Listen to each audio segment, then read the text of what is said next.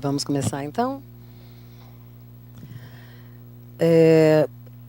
Boa tarde, eu queria agradecer mais uma vez, tanto professores e professoras, estudantes, colegas que estão aí participando desse evento com uma temática tão importante, né, num momento muito específico que a gente está vivendo. Então, esse terceiro Midfórum, ele tem uma característica especial por estar tão posicionado dentro de uma data, né, de um momento político que a gente está vivendo tão importante. Então, estabelecer esse diálogo, acho que quanto mais a gente abrir esse debate, né, e a gente hoje tem esse privilégio de estar aqui com a Caitlin para conversar, que está estudando isso, e para conversar com a gente. Eu vou deixar a apresentação da Caitlin, quero agradecer em primeiro lugar, mas vou deixar a apresentação para a Mariana, que vai moderar esse debate hoje, tá?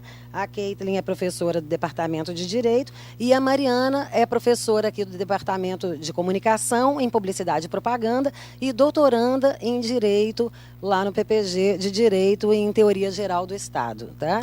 Então, desculpa. Por isso, então, que eu chamei ela para moderar esse debate, que ela também já tem uma interlocução mais específica dentro desse debate, né? Agradeço, então, esse é o terceiro evento do Midfórum e a gente segue com essa discussão aí e contando com o apoio de vocês. Muito obrigada e a gente, em seguida, a gente abre esse debate. Então, já passo a palavra para a Mariana, para a gente ir começando, então. Muito obrigada, Mariana. Bom, gente, boa tarde. Queria agradecer primeiro a Adriana pelo convite e a Caitlin também por me dar essa honra, que além de professora lá do Direito, do programa de doutorado, é minha orientadora. Então, alguns até já ouviram falar dela, né? Volta e meia fala alguma coisa sobre o nosso projeto, o nosso debate lá.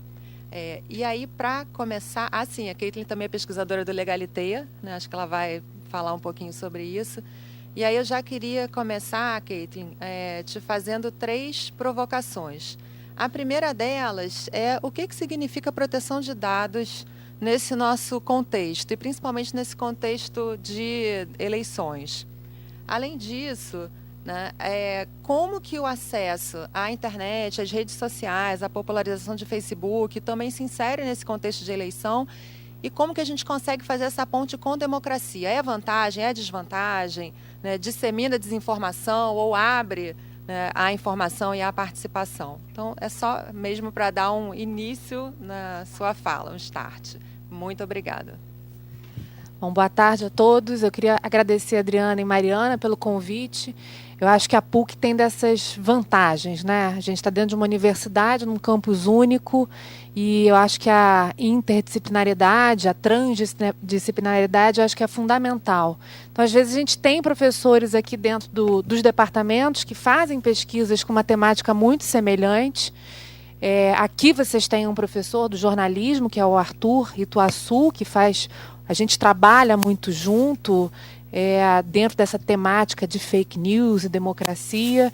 Então, acho que é essencial a gente ter essas iniciativas dentro da universidade de chamar professores de outros departamentos para conversar. Eu acho que essa troca é essencial e faz surgir, eu acho que em todo mundo, né, uma reflexão sobre novos conhecimentos. E isso acho que é um privilégio para quem estuda dentro de uma universidade com inúmeros departamentos, né, que tem algum tipo de ligação, algum tipo de conexão temática. Como a Mariana comentou, eu sou, além de professora do Departamento de Direito, eu sou pesquisadora. Mariana faz parte do grupo de pesquisa, também do Departamento de Direito. O núcleo, o grupo de pesquisa se chama Droit, que é direito em francês, e é uma brincadeirinha entre direito e IT, né? E esse grupo de pesquisa está inserido dentro do núcleo Legalité, que também é uma brincadeirinha com o francês, mas que não tem nada de legalidade. É o Legal IT, é o direito e a tecnologia da informação. Esse núcleo, o Legalité, ele é uma iniciativa do Departamento de Informática, junto com o Departamento de Direito, que começou há uns 2 anos e meio atrás, mais ou menos, através de uma provocação da necessidade justamente de associar a ciência de dados com o direito. Ou seja, na realidade, como, né, acho que o grande questionamento que fez surgir o Legalité foi como a ciência de dados pode auxiliar o direito de uma forma geral e, pelo outro lado, né, como o direito deve servir, de alguma maneira, como um meio de regulação dessas tecnologias que surgem, né, e que, eventualmente, podem vir a causar violações aos direitos das pessoas. Então, a ideia da minha fala hoje, né, e eu queria muito, acho que a Adriana já deixou claro, né, a ideia é que a gente tenha um diálogo aqui. A minha apresentação certamente não vai ser tão curta quanto vocês gostariam, porque eu trouxe algumas questões que eu acho que são importantes, principalmente considerando o momento histórico, social, político que a gente tem vivido nos últimos anos, especialmente esse ano, né, com as eleições chegando aí, com uma polarização visível, né, e eu acho que esse debate é um debate que vai fazer com que, essa minha fala vai fazer com que vocês certamente tenham algum tipo de questionamento para me fazer. Então, considerando as perguntas que a Mariana já me propôs, eu preparei uns slides só para que a gente fixe um pouco alguns conceitos que são jurídicos, mas ninguém vai ficar nervoso aqui. Tá? Só explicando rapidamente o que tem acontecido hoje, né, essa interlocução entre comunicação, entre marketing e direito. E essa é justamente o objeto de pesquisa da Mariana atualmente no doutorado. O que tem acontecido é que o marketing, e eu vou falar do marketing, né, como instituição, se eu posso usar esse termo, posso estar falando uma besteira na área de teoria de comunicação, mas enfim, o marketing tem se apropriado, não é de hoje, né, de sempre, mas atualmente de uma maneira bastante eficiente, tem se apropriado de dados, informações das pessoas, dados pessoais, para a realização do que a gente chama de targeting, profiling, desculpem o anglicismo aqui, mas é isso mesmo, targeting, o profiling, o microdirecionamento, que permite um alcance mais evidente ou mais eficiente de um público-alvo que na parte mercadológica, né, que vai ser o público que vai adquirir determinados produtos, determinados serviços, e na parte política, de exercício democrático, vai atingir também um público que é propenso, vamos dizer assim, a determinadas ideologias ou determinadas tensões políticas. Então, aqui alguns conceitos jurídicos eu acho que são relevantes, principalmente considerando que, recentemente, foi aprovado no Congresso, foi sancionado pelo presidente Michel Temer. Eu estou sendo filmada, tenho que me segurar. Mas, enfim, pelo presidente Michel Temer, que é a Lei Geral de Proteção de Dados. Né? Essa lei geral, se vocês quiserem anotar um númerozinho só a título de pesquisa, é a Lei 13.709 de 2018, 13709. Ela só entra em vigor daqui a 1 ano e meio, mas a promulgação dessa lei já trouxe uma série de questionamentos a respeito de como ela vai ser aplicada de forma eficaz, eficiente. Mas o importante para o nosso debate agora é justamente entender o que são esses dados e por que é importante tutelar esses dados e proteger esses dados do ponto de vista do direito, justamente para evitar algum tipo de usurpação ou algum tipo de violação desses interesses que são subjetivos, que são pessoais e que podem e certamente trarão, né, consequências bastante maléficas se forem utilizados de maneira inapropriada. Então, eu trouxe para vocês aqui um conceito de dados, né, que é trazido pela própria lei. Lembrando que a lei não está em vigor ainda, mas já está aprovada.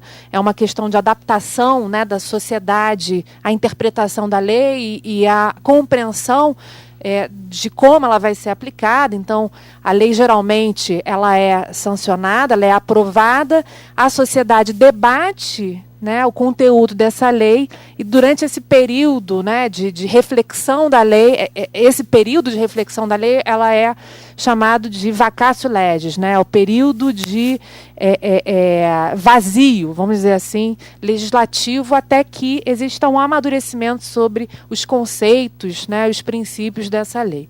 A Lei de Proteção de Dados brasileira, ela é muito semelhante, ela bebeu da fonte da Lei Geral de Dados da Comunidade Europeia. É muito parecido. Tá? É uma lei que a gente chama de uma lei principiológica, é uma lei que traz uma série de direcionamentos e condutas que devem ser tomadas principalmente ou necessariamente, né, por aquelas pessoas que trabalham com bases de dados. Então, a nossa lei ela segue efetivamente está lá na crista da onda no que diz respeito à legislação. E essa lei traz para a gente dois conceitos que eu acho que são fundamentais, né? O primeiro conceito é o conceito de dados pessoais. Por que eu estou falando desse conceito, né? E por que é importante a gente falar de dados pessoais nesse contexto de eleições e democracia? Porque é a partir da apreensão desses dados pessoais que vai ser realizado o chamado impulsionamento e microdirecionamento das propagandas políticas para fins de arrecadação, vamos dizer assim, de eleitores. Tá? Então, o próprio conceito de dados pessoais, ele é relevante. Que dados pessoais são esses? É qualquer informação relacionada à pessoa humana, nós, não pessoa jurídica, não associação, sociedade anônima, não, pessoas, nós, que possa gerar uma identificação dessa pessoa. Tá? Que dados compõem, né? Vamos pensar aqui, vamos me colocar na berlinda. Quais são os dados aqui que me compõem? Eu sou mulher, eu tenho 42 anos, eu sou professora, eu sou mãe de 3 crianças, por incrível que pareça, eu sou sã, por enquanto. E, enfim, eu tenho uma conta no Banco Itaú. Eu uso o cartão de crédito com bastante frequência, principalmente em restaurantes e farmácias. Eu estou dando muita informação para vocês? Essas informações são todas acessíveis da maneira mais fácil que vocês possam imaginar. E essas informações, isoladamente, não dizem muito. Ou seja, o fato de eu ser mulher de alguma forma, pode ser que não seja tão relevante do ponto de vista da utilização desse dado. Mas, a partir do momento em que eu cruzo a informação de que eu sou mulher, professora universitária e moro na Gávea, do ponto de vista político, já existe aí uma grandíssima possibilidade de eu seguir uma ideologia de esquerda. Se eu juntar essas 3 informações com uma foto minha dos movimentos de 2013, aí certamente eu sou comunista, não tenho a menor dúvida. Então, são dados isolados que, uma vez cruzados, levam a uma probabilidade, não uma certeza, mas uma probabilidade que vai, por sua vez, gerar um perfil. Né? Vai ser feito um perfil, eu lembro do jornal, acho que era o Jornal do Brasil que tinha um perfil do consumidor, né? Vai ser o meu perfil de consumo no sentido mais amplo possível, tanto o consumo no sentido de produtos e serviços, como também o consumo democrático. Quem sou eu, ou quem sou eu em termos de potencial de exercício político, para o meu exercício político. E assim, ser uma pessoa que pode ou não ser induzida ou eu poderia ser de alguma forma levada por um outro lado. No meu caso é impossível. Se vocês entrarem no meu Facebook, ele acho que há 2 semanas mais ou menos está o hashtag ele não. Então, tipo, nem tentem, né? Mas se eu não tivesse essa movimentação toda, né, nas minhas redes sociais, haveria a possibilidade, através de cruzamento de dados, de uma tentativa eventual de convencimento político. Tá? Essa lei de proteção de dados, né, ela trabalha com esse conceito de dados pessoais, dos mais gerais que vocês possam imaginar. Até CPF, rápido parênteses, até CPF é considerado como dado pessoal. Apesar de ser um dado público, a partir do momento em que a utilização do CPF pode indiretamente identificar o sujeito, identificável, a gente tem um dado pessoal, né? Endereço, né? Também é um dado pessoal, ou seja, não são só aquelas informações do sujeito enquanto pessoa humana, mas tudo aquilo que, de alguma forma, circunda o universo daquele sujeito. Tá? Essa lei de proteção de dados é direcionada especificamente ao que a gente chama de tratamento. Tratamento de dados, basicamente, é tudo isso aí. Tá? Ou seja, qualquer operação que trate os dados pessoais, desde coleta, produção, manipulação, até transferência. Qualquer situação que a gente possa identificar a utilização, coleta e utilização de dados para qualquer... Tem alguém aí fora? Deve ter, né? Limpando. Não é espião, não, né? Então, qualquer forma de tratamento de dado vai levar à incidência dessa lei. Quem é que trata dados no nosso universo, né, na sociedade? Praticamente toda pessoa que tem, ainda que de forma absolutamente pouco profissional, uma base de dados. A PUC trata dados, para vocês terem ideia. A gente coleta dados de vocês, não dados para o mal, mas a partir do momento em que a gente tem na DAR todas as informações a respeito de vocês, a gente está tratando dados. Né? Facebook trata dados. Globo trata dados. Tá? Então, o tratamento de dados não se refere única e exclusivamente àquela empresa que trabalha com dados, tipo Serasa Experian. Não. Cambridge Analytica. Não. Toda e qualquer pessoa, geralmente vai ser jurídica, alguma sociedade, alguma associação, que coleta e usa dados. Tá? Então, todas essas pessoas vão ter que, de alguma forma, se adequar a essa legislação. Então, quando a gente fala, né, em tratamento de dados, eu acho que essa é a tônica principal dessa legislação, a gente está necessariamente levando ou necessariamente exigindo o consentimento do titular dos dados. Quem aqui, quando baixa um aplicativo no celular, vai apertando OK sem sequer ler o que você está apertando OK? Alguém, por favor, quem não vai levantar a mão? Sério? Não, levanta as duas, né? E os pés, né? A gente, por que isso, né? Porque por alguns motivos. Primeiro, porque os termos de uso de qualquer aplicativo são feitos para que você não leia, né? Então, se vocês lerem qualquer termo de uso de qualquer aplicativo, vocês não vão utilizar aquele aplicativo, que vocês vão ficar com um pouquinho só de medo, né? Tem um documentário que eu recomendo que vocês vejam, está disponível na internet, no YouTube, chamado Terms and Conditions May Apply. Termos e condições. Sujeito a termos e condições. Em português, né? Tem com legenda e é aterrorizante. Então, enfim, isso para dizer que o consentimento que a gente dá para o tratamento dos nossos dados é um consentimento totalmente falho, né? Aqui ninguém, na verdade, está aderindo a um contrato ou aos termos de um aplicativo livremente. Se você não lê aquele negócio, como é que você vai aderir livremente e entender o que vão fazer com os seus dados? A verdade é essa. né? O que os aplicativos às vezes fazem, isso não tem a ver com política, mas tem a ver no final das contas. O que os aplicativos geralmente fazem quando vocês inserem, quando vocês, na verdade, querem entrar no aplicativo? Vocês já perceberam o exercício do mal, né? Você pode acessar via Google ou Facebook. Quem tem a capacidade de memorização de senhas? A gente memoriza uma. Então, você entra pelo Facebook.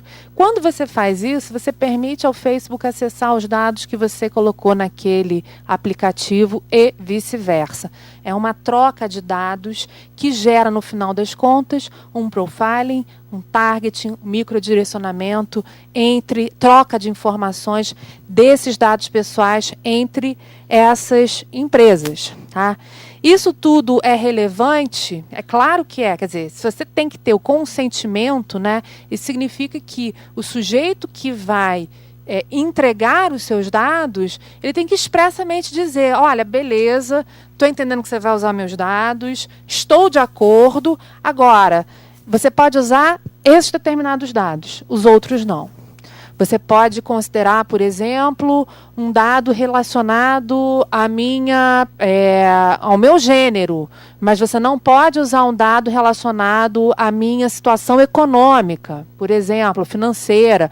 Você pode usar um dado relacionado à minha idade, mas você não pode usar um dado relacionado à minha afiliação partidária, por exemplo, política, por exemplo, que são os chamados, o que a gente chama de dado sensível, né, que diz respeito à filiação partidária, ideologia, raça, que são todos dados que podem levar a uma discriminação no que diz respeito ao acesso a informações e no que diz respeito ao direcionamento mesmo de notícias e de consumo, enfim. Tá? Então, em relação à primeira questão que a Mariana me colocou, é importante que a gente entenda que os nossos dados fazem parte de quem nós somos. É como se a gente pensasse que nós, né, somos dois, né? A gente é o corpo físico e o corpo digital. Esse corpo digital é formado pelos nossos dados, as nossas informações. Vejam Matrix, quem não viu Matrix ainda podem ver. São as nossas informações. Então, quando a gente fala desse corpo digital ele merece tanta proteção quanto o nosso corpo físico. Às vezes até mais, né? Então, lembrem-se disso. Quando a gente concede os nossos dados para qualquer finalidade, a gente está, de alguma certa forma, muito entre aspas, né, vou falar uma coisa aqui que vai chocar, mutilando o nosso corpo digital. A gente está fornecendo informações que podem, eventualmente, nos causar, lá na frente, algum tipo de malefício. Tá?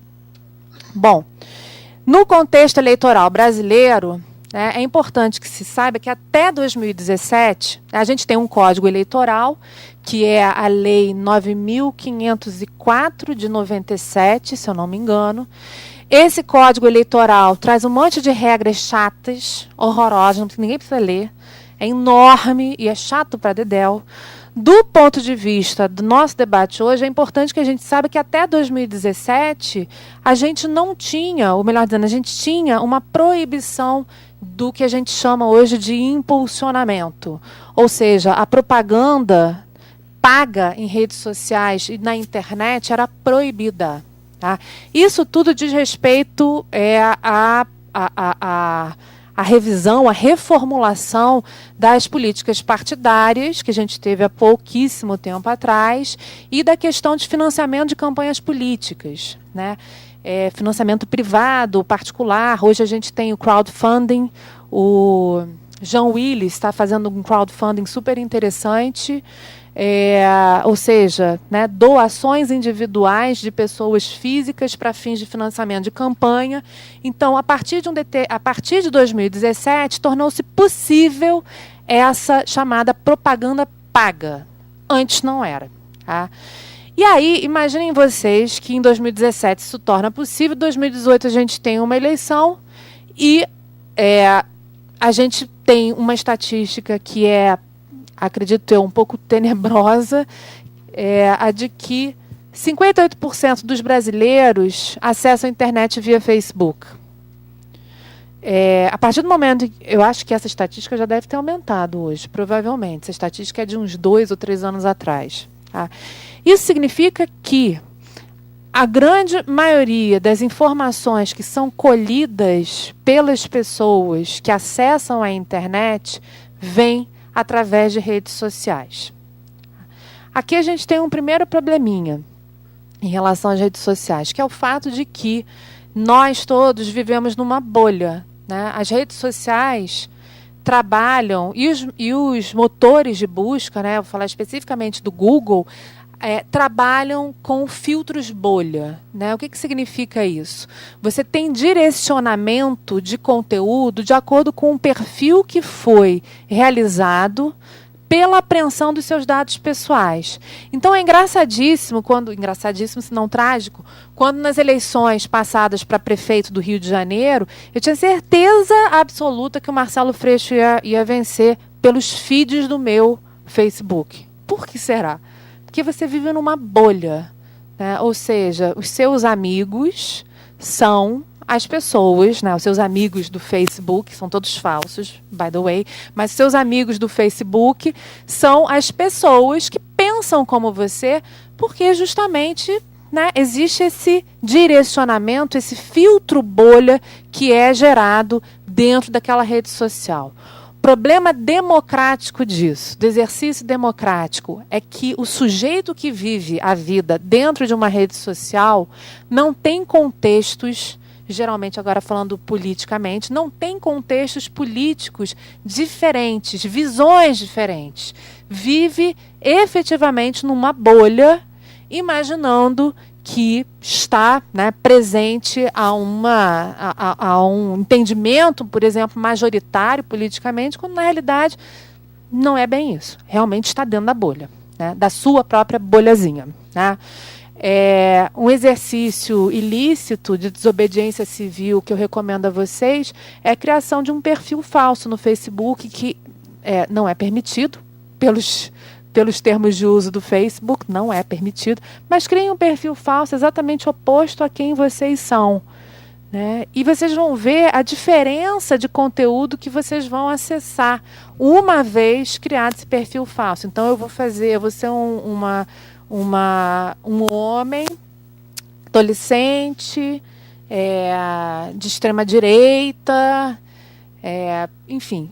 O feed das notícias, uma vez que eu estabeleça lá critérios e insira e forneça determinados dados sobre essa pessoa, sobre mim mesmo, vai gerar um direcionamento e um acesso a informações absolutamente limitado. Então, do ponto de vista do exercício democrático, a gente tem, então, algumas questões que são relevantes. O primeiro é o fato de que as pessoas se informam através de redes sociais hoje, prioritariamente. Alguém aqui não tem rede social? Nenhuma? Nem Waze? Então Waze é uma rede social. Não são redes sociais. Academia.edu e WhatsApp são. Facebook é a rede social, né? Aliás, a história do Facebook, depois busquem, que é bastante interessante como surgiu. Era um Tinder, basicamente. A ideia, né, original era um Tinder universitário. Mas, enfim, fecha parênteses. Então, a gente tem alguns problemas em relação a exercício da democracia. Nesse contexto, né, as redes sociais realizam, né, são o meio de acesso à informação da grande maioria das pessoas. Essas redes sociais e os buscadores, né, de conteúdo, tipo Google, filtram aquilo que você acessa, aquilo que você vai ter acesso de acordo com os seus dados pessoais fornecidos, ainda que não conscientemente. Tá? Você não tem acesso a outros conhecimentos, a outras opiniões, e, ao mesmo tempo, a gente tem uma ideia, né, de que o Facebook é uma praça pública, né? É uma ágora digital. A gente está diante de um ambiente que permite o debate, permite a discussão, permite uma liberdade de expressão plena, plena mesmo, né? Porque a informação e desinformação ao mesmo tempo num mesmo ambiente, que faz com que o sujeito inserido naquele ambiente entenda que ele está participando politicamente, ativamente politicamente na sua sociedade. Agora, as pessoas esquecem que o Facebook não é uma praça pública, né? O Facebook é uma empresa, uma sociedade anônima multiziliardária, multinacional, que usa os seus dados para fins econômicos. Tá?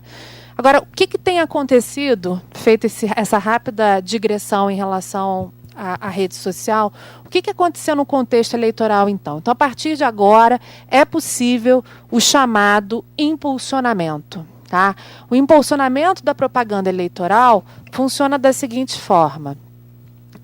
O partido, a pessoa física, né? Se eu quiser pagar, né, um link patrocinado no Google para o Boulos, por exemplo, ou fazer um post patrocinado no Facebook do Bolsonaro, eu, pessoa física, estou proibida de realizar esse ato. Agora, partidos regularmente inscritos e candidatos, né, através da verba partidária, podem realizar esse impulsionamento pago. Por que isso? Porque isso entra justamente na conta da campanha que tem que ser prestada ao final das eleições, né? Ou seja, para evitar justamente aquilo que a gente conhece comumente como caixa 2, ou lavagem de dinheiro. Então, para evitar que haja o que a gente chama de triangulação, então o Bolsonaro me dá uma grana e eu, pessoa física, pago como se fosse eu, mas na realidade é o Bolsonaro, ou vice-versa, isso é uma forma de burlar a lei eleitoral. Então, para evitar isso, considerou-se que só pode haver propaganda eleitoral direcionada e impulsionamento através de meios oficiais, e aí a gente está falando de fundos partidários. Tá? Então, os candidatos podem patrocinar, os políticos podem, e os terceiros, que não fazem parte, portanto, nem do partido, nem são candidatos, não podem impulsionar. E aí, qual é a contra... E aí eu estou falando especificamente de internet, porque a gente tem já regulamentado o chamado horário eleitoral gratuito, o momento em que a gente muda para o GNT, não é isso? Eu me divirto. Eu acho que realmente é uma experiência antropológica assistir o horário eleitoral gratuito. É uma experiência realmente importante para a gente entender o nosso país, né?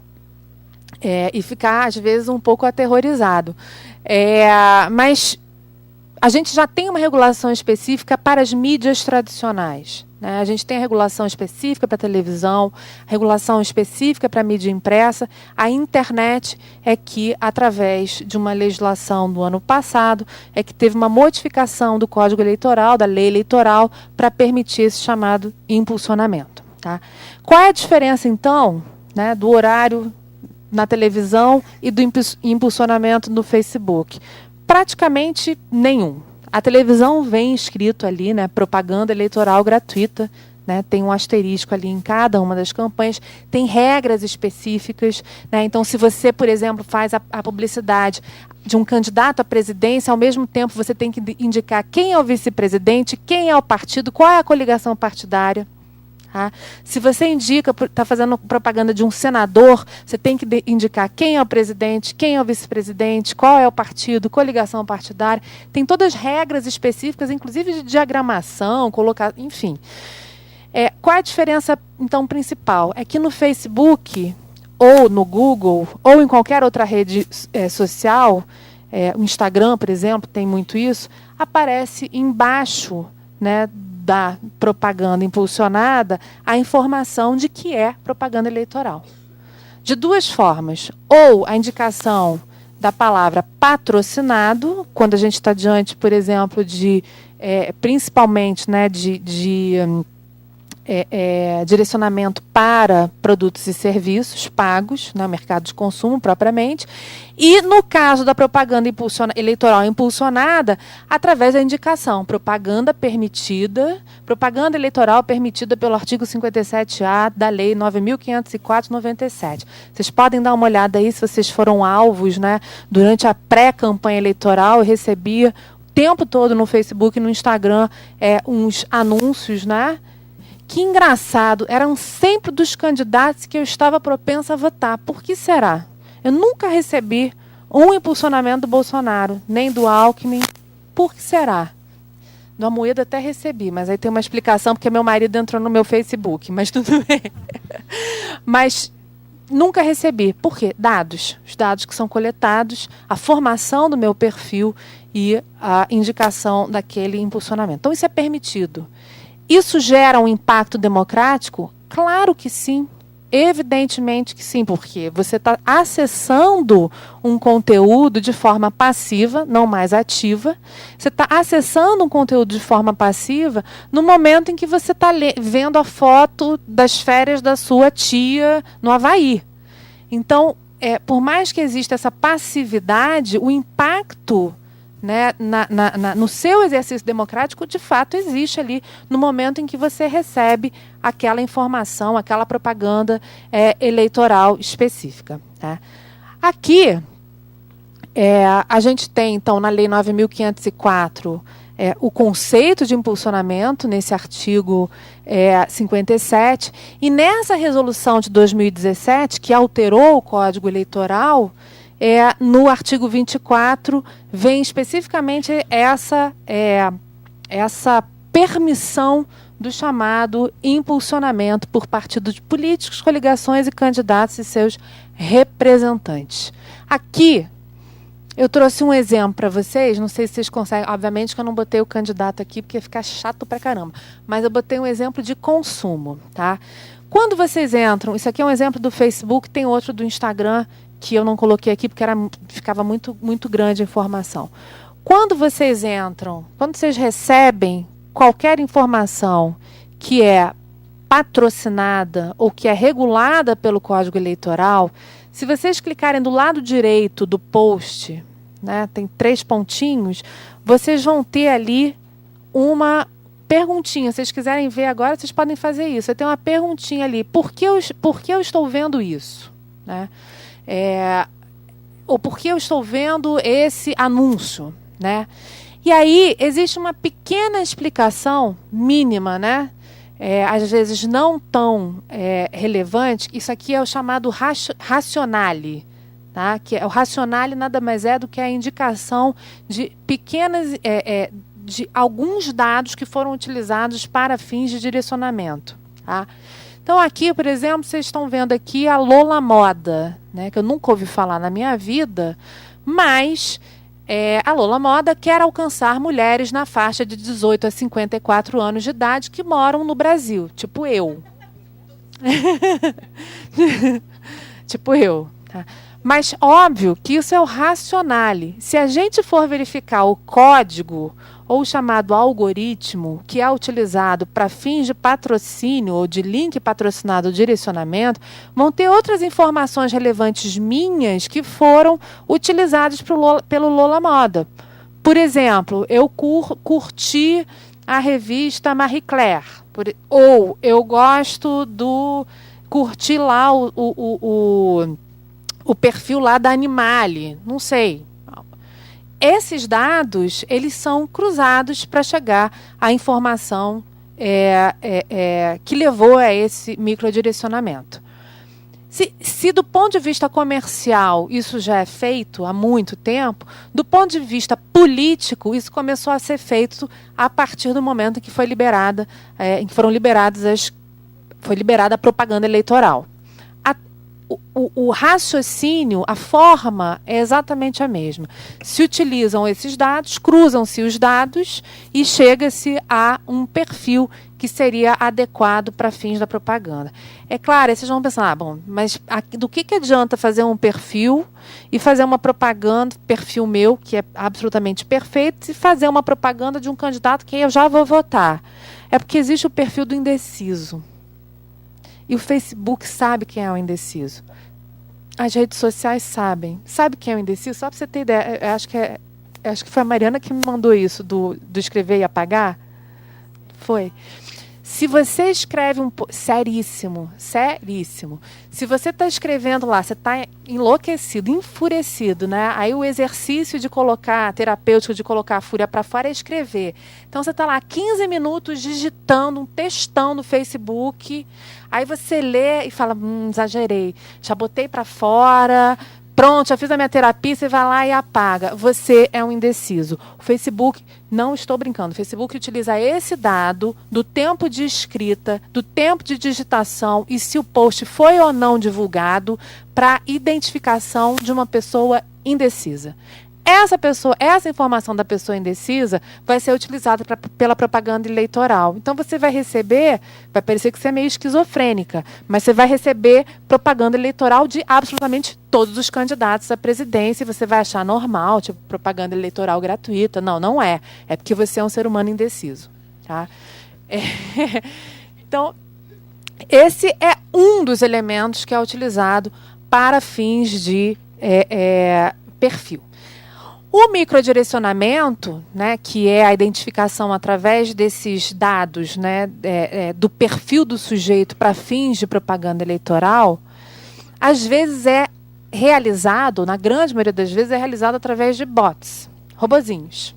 Robozinhos nada mais são do que programação. Um código, uma programação, um algoritmo, uma inteligência artificial que apreende esses dados em massa, os big data, né, grandes bases de dados, e através dessas grandes bases de dados, ele já impulsiona automaticamente, direciona automaticamente essa propaganda. Então a gente está diante de uma influência eventualmente gerada por robôs. Na grande maioria das vezes é gerada por robôs.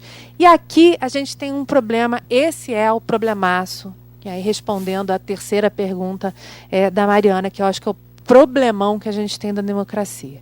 A gente tem, vocês como comunicólogos, a gente tem um princípio máximo no ordenamento brasileiro, nas regras do direito brasileiro, que é o princípio da liberdade de expressão. Não é isso? A gente pode comunicar. A gente pode informar, a gente tem o direito de informar, a gente tem o direito de comunicar e a gente tem o direito de ser informado. Tá? Até que ponto o exercício dessa liberdade de expressão pode ser realizado para a desinformação? E aí eu estou falando especificamente das chamadas fake news, né? Que a gente sofre, né, cotidianamente. Eu, então, que eu tenho uma mãe que é a louca do Facebook / disseminadora de notícias falsas via WhatsApp. Quem nunca, né? E aí a gente tem um problema de exercício democrático verdadeiramente. Se a gente considera que a liberdade de expressão ela é garantida, inclusive para fins de desinformação, e que, portanto, né, no mercado de ideias é mais interessante a contra-ideia ou a contradição da notícia falsa por meio da notícia verdadeira, né, e isso fomenta um debate e permite a circulação de ideias, essas notícias falsas, elas fazem parte, portanto, elas fariam parte, portanto, desse exercício democrático. Tá? Então, a notícia, por exemplo, que o filho do Lula é dono, sócio da JBS, que é absolutamente mentirosa, não sou eu que estou falando, não, mas ela é mentirosa. Tá? É só olhar para os documentos oficiais da JBS, vocês vão ver que ele não é sócio. Com base nessa ideia de desinformação, de admissão da desinformação como exercício da liberdade de expressão, essa ideia ela permanece presente e ela vai ser rebatida pelo conceito da verdade ou pela notícia verdadeira. Tá? A propaganda eleitoral, né,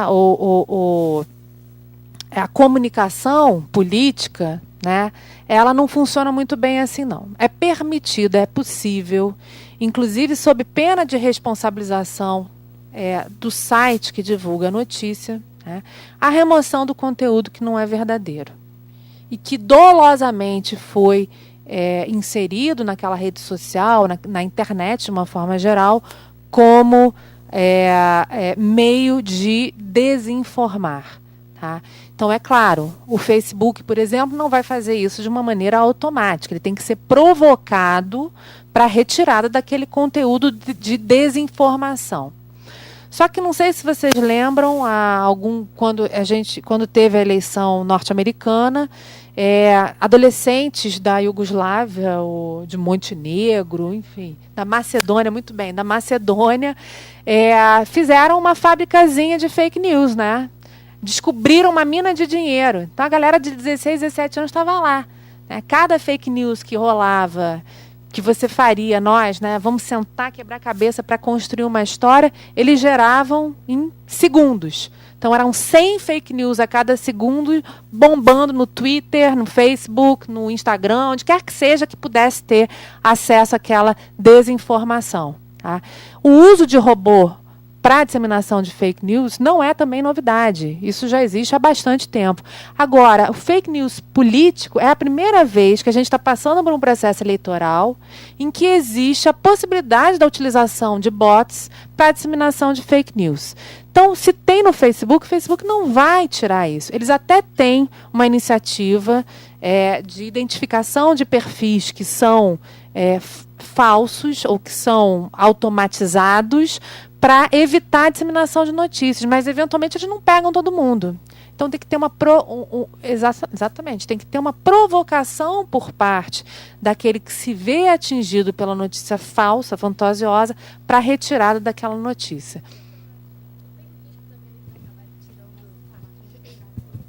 Não tem um risco também deles acabarem tirando notícias talvez verdadeiras disso? Ou, por exemplo, acabar fechando páginas? Exatamente por isso que o Marco Civil da Internet e o Código Eleitoral trazem uma... o Marco Civil mais ainda, né, traz uma consideração de que deve-se privilegiar a liberdade de expressão. E o conteúdo, tanto político, né, como qualquer outro conteúdo, né, que não seja de natureza sexual, tá? Qualquer outro conteúdo, por exemplo, uma notícia inverídica, né, só pode ser retirado com decisão judicial. Tá? Claro que você tem a possibilidade de dar uma ligadinha para o Facebook e falar assim, pô, tem mecanismos, né, de denúncia de perfil, denúncia de notícia. Você vai mandar uma notificação para o Facebook, dentro da própria plataforma, e falar, olha só, essa notícia não é verdade, estão querendo acabar comigo. E o Facebook pode muito bem falar, não, beleza, vou tirar. O risco, mais uma vez, democrático, é que, eventualmente, a gente vai estar diante de uma censura. Né? Então, para evitar isso do ponto de vista do direito, é exigido que haja uma decisão judicial prévia para exigir da plataforma a retirada desse conteúdo. Tá? Tem um exemplo do Ministério da Cultura no Brasil, que estava, na época, o ministro era o Juca Ferreira, estava tendo uma exposição sobre os povos indígenas e no perfil, né, na página oficial do Ministério da Cultura no Facebook, tinha uma foto de uma aldeia indígena. Índio, até onde eu sei, né, meio que anda pelado. E a política de uso do Facebook proíbe imagens de nu, né, a não ser que sejam artísticas. Teve aquela reação quando houve a proibição do Queer Museum, né, da galera postando fotos de obras artísticas de nus, né, ou eróticas, enfim. Obra artística pode, mas a foto do sujeito não pode. O que o Facebook fez? Tirou do ar o site, o perfil no Ministério da Cultura brasileiro. Teve um problema diplomático horroroso, não sei se vocês lembram disso, mas foi uma liberalidade que acabou o tiro sai pela culatra, que houve aí, de fato, a violação do próprio exercício da liberdade de informar, do direito de ser informado. Tá? Então, hoje em dia, o que a gente tem, para evitar esse tipo de conduta de censura, que pode acontecer, e aconteceu nas eleições presidenciais passadas, com perfis do Aécio Neves, não sei se vocês se lembram disso, né? Posts contra o Aécio Neves no Facebook foram denunciados e o Facebook simplesmente retirava do ar. Né? Para evitar esse tipo de situação de enviesamento político e censura, é que passou a ser exigida a decisão judicial para se obrigar a plataforma a retirar o conteúdo. Se não houver decisão, a liberalidade da plataforma pode gerar uma responsabilidade da própria plataforma por violação da liberdade. Tá? E aí, para terminar aqui, né, tem mais 2 slidezinhos, depois a gente abre aqui. Não sei se vocês se recordam, né, esse ano a gente teve uma iniciativa do TSE. Na época, hoje é o Toffoli, que é o presidente do TSE. Na época era o Fux, ministro Fux. E houve uma iniciativa unindo, se eu não me engano, a grande maioria dos partidos políticos em torno de uma governança, vamos dizer assim, para evitar a disseminação de notícias falsas. Então, foi assinado um acordo de colaboração em que os próprios partidos se comprometeriam a fiscalizar a disseminação dessas notícias falsas, né? O que se chamou, na época do acordo, de rigidez informacional, ou seja, haveria ali uma ética informacional inserida dentro desse acordo, a necessidade dos partidos e dos candidatos de verificarem, né, o conteúdo antes dessa postagem para evitar a proliferação de notícias falsas. Esse acordo traz sanções interessantes, que são multas, mas as multas são ínfimas, são mínimas. Então, às vezes, vale a pena, né, violar a lei quando a sanção ela é ínfima. Né? E aí a gente tem o caso Bolsonaro, e aí, enfim, são vários casos Bolsonaros, né? Eu trouxe um que foi agora, que foi decidido essa semana, que foi a retirada, né, na verdade foi o estabelecimento de uma multa de R$10 mil a um empresário que contratou de forma irregular o impulsionamento de propaganda eleitoral em favor do Jair Bolsonaro. Lembram que eu falei que pessoa física não pode impulsionar, não pode contratar o impulsionamento? Esse cara contratou, justamente no período em que o Bolsonaro levou a facada, né, como uma forma de agir, de contra, né, agir em relação às notícias que estavam rolando também. E aí, enfim, a polarização política gera esse tipo de situação, né? Gente falando que a facada foi falsa, gente falando que ele não sofreu nada, gente falando que ele morreu, gente falando que ele não está no Albert Einstein, que na verdade ele está em casa, que aquilo é uma fotomontagem. Então, tudo isso a gente pode considerar como violador desse acordo aí que eu mencionei entre os partidos. Né? Agora, quem tem boca fala, não é isso? E quem tem dedo digita.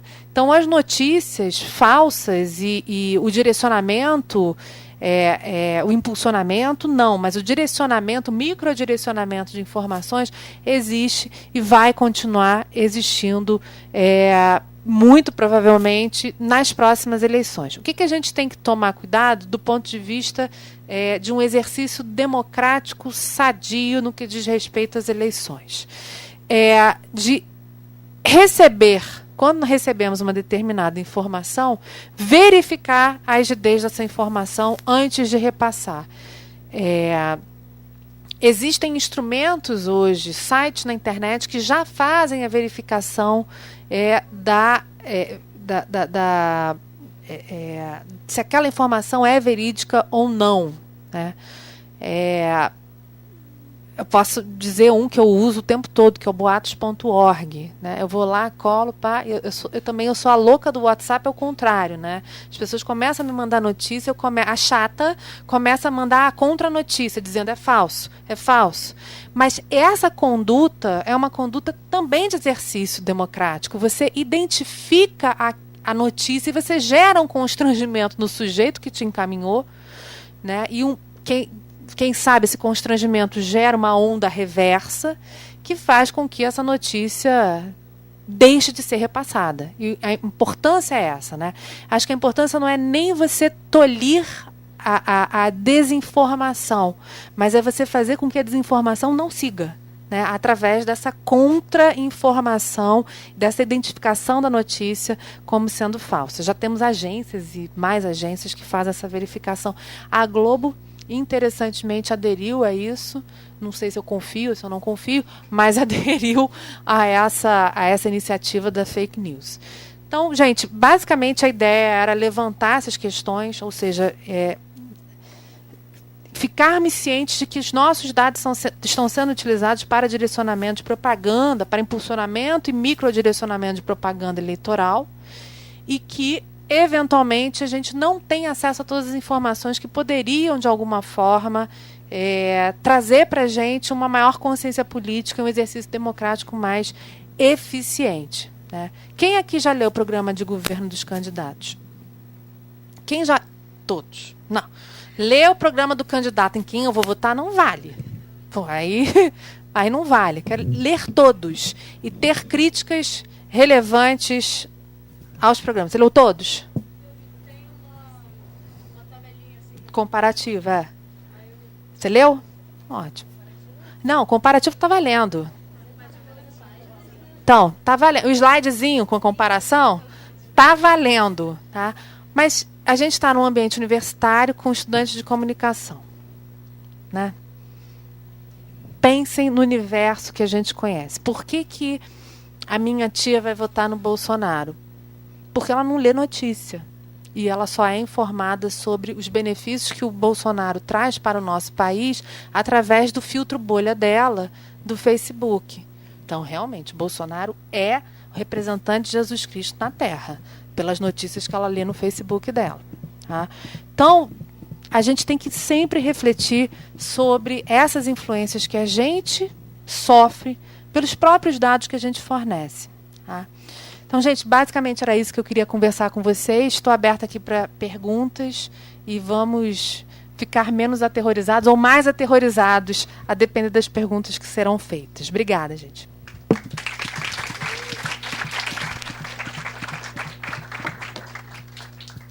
Gente, eu vou abrir aqui para as perguntas, então, mas deixa eu só fazer uma pergunta inicial, que, na verdade, você até já explorou um pouco esse assunto, que nesse cenário, então, de fake news, todas essas contas, né, geradas por robô, né? Eu até tinha um dado aqui de que o Twitter tem reconhecidamente 50 milhões de contas que são alimentadas automaticamente, né, por inteligência artificial e disparando, né, conteúdo para esses nossos perfis aí, específicos.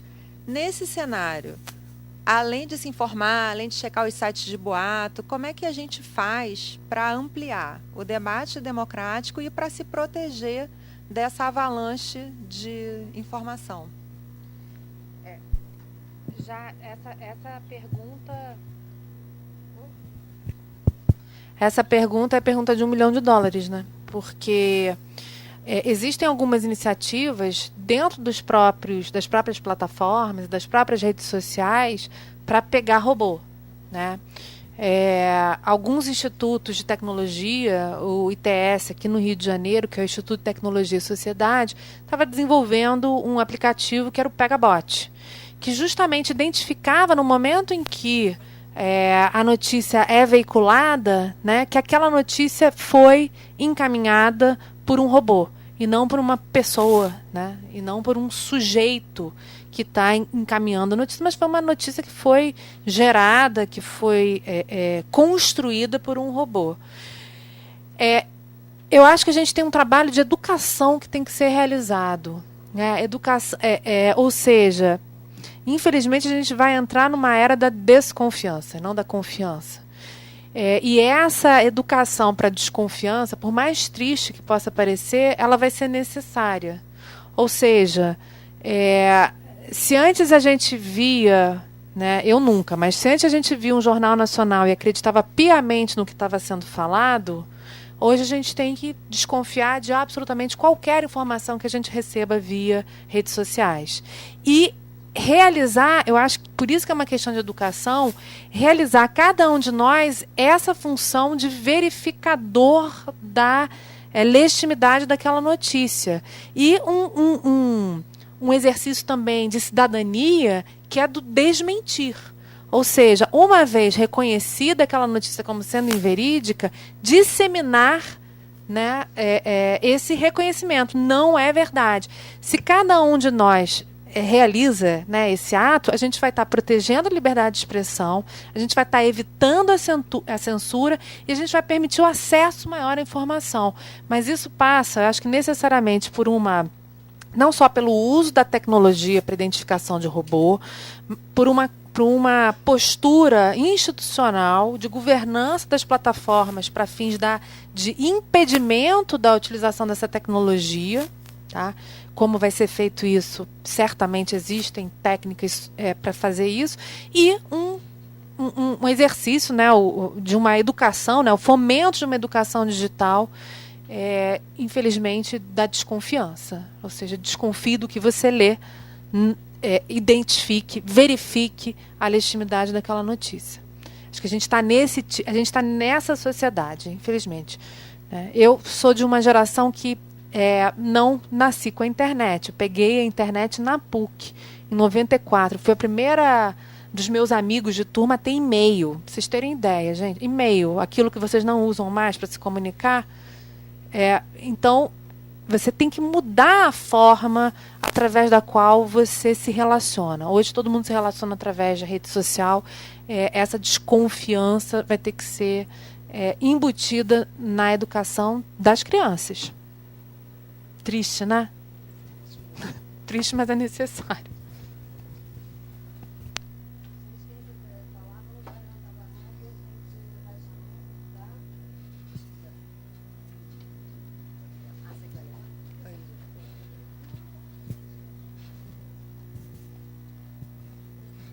Boa tarde. Eu queria fazer uma pergunta sobre o próximo processo eleitoral, né? Porque vai ter esse período de adaptação, né, à Lei Geral de Proteção de Dados. E eu queria saber qual vai ser a diferença dessa eleição e das passadas para as próximas, já com a lei em vigor. Então, a gente tem um probleminha nessa lei. É um probleminha que eu considero um probleminha severo, né? Essa legislação, ela traz conceitos, como eu trouxe para vocês, o que são dados, o que é tratamento, traz alguns princípios, princípio do consentimento, o princípio da legitimidade do uso, o princípio da finalidade, enfim. Quem vai fazer cumprir a lei? Essa legislação, ela previa a constituição de uma Agência Nacional de Proteção de Dados. Essa Agência Nacional de Proteção de Dados tinha uma formação muito interessante. Já era estabelecido na própria lei quem seriam os membros que comporiam essa agência nacional. Membros da sociedade civil, professores, servidores públicos, etc. Essa parte toda da lei foi vetada pelo Michel Temer. Não sei por quê. Suspeito que seja... Bom, a justificativa deles é que não se pode criar agências ou órgãos de administração pública por lei. Isso tem que ser criado por órgãos do Executivo, por iniciativa do Poder Executivo. Mais ou menos. Há debate sobre isso. De qualquer forma, por que foi vetado? Porque certamente vai haver mais à frente a constituição de uma agência nacional que vá suprir os interesses dos grandes tratadores de dados, né? Provavelmente vai ser uma agência pública onde vai haver loteamento de cargo político, como existe hoje, e aí a gente vai ter um problema seríssimo de fiscalização. Então, isso é só para fazer um rápido apanhado da legislação. Daqui para frente, daqui a 1 ano e meio, quando a lei estiver em vigor, nas próximas eleições, com essa legislação em vigor, vai ser estabelecido, vai ter que ser absolutamente transparente o processo do consentimento. A partir do momento em que eu ofereço um determinado dado para qualquer base de dados, ou para qualquer pessoa que trate os dados, eu vou ter que ter aquele consentimento vinculado a uma finalidade. Então, eu estou informando que eu sou do gênero feminino para aquela determinada base de dados, com que finalidade? Tá? Se isso não for feito, a gente vai ter uma violação da lei. O problema grande que a gente tem é que como a gente vai tutelar essa situação de violação se a gente está falando de violações em massa, na verdade. Dados apreendidos em massa, violações em massa. A gente vai ter que ter, mais uma vez, uma educação que vai ser não só do cidadão, mas também técnica do Ministério Público, por exemplo, que é o órgão responsável pela fiscalização do cumprimento da lei, para poder o próprio Ministério Público tomar iniciativas de tutela da violação desses dados. A gente já tem algumas iniciativas nesse caso. A gente teve uma iniciativa do Ministério Público aqui do Rio de Janeiro em relação ao uso indevido de dados, tá? Antes mesmo da vigência da lei, numa questão de consumo, de direcionamento, de geotargeting, geopricing, que foi um caso que aconteceu com a Decolar.com, em que se identificou a utilização de preços diversos de acordo com a localização do sujeito que contrata o serviço. Então, um aplicativo utilizava a sua geolocalização para te fornecer um mesmo produto por um preço mais alto, por exemplo. Tá? Então, o que eu vejo acontecendo é que, ainda que a gente não tenha uma agência nacional, o que vai acontecer é que a própria Justiça Eleitoral, o próprio Ministério Público, vai ter uma atuação bastante profícua para evitar a utilização de dados para esse microdirecionamento que eu vou chamar de não consentido.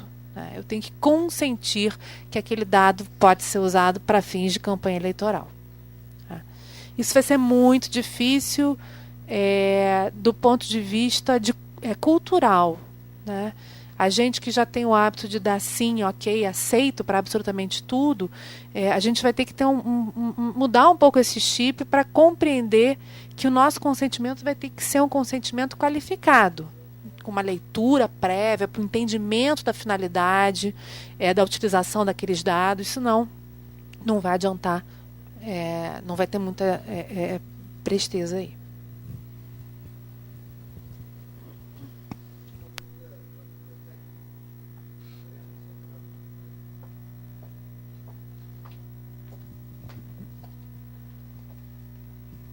Uma dúvida minha em relação à sua opinião, Kathleen, sobre a criação da agência, você já respondeu. Também eu acho que esse foi o único ponto vetado e não foi vetado como você mesmo ressaltou, não por acaso. A dúvida técnica de respeito, me corrija se eu estiver errado, tem uma diferençazinha entre dados cadastrais e dados pessoais.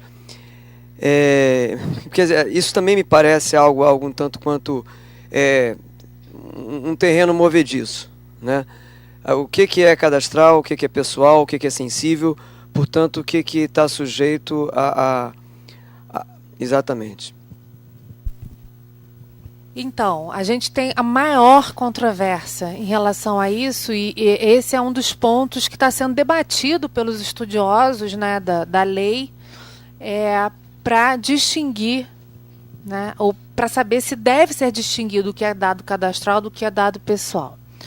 Bom, como eu sou uma professora tuteladora da privacidade, da proteção de dados, eu considero que os dados cadastrais fazem parte, estão inseridos dentro do conceito de dados pessoais por conta da própria conceituação que é dada pela lei. Dados pessoais são toda informação relacionada à pessoa natural identificada ou identificável. Então, não só a pessoa que é identificada, mas também aquela que é identificável. Então, o CPF é dado cadastral. O CPF pode ser considerado como dado pessoal? Tem várias pessoas falando que é dado cadastral e, portanto, não vai ser protegido pela lei. Ou seja, isso significa que todo exercício de tratamento do dado cadastral estaria fora da proteção dessa lei.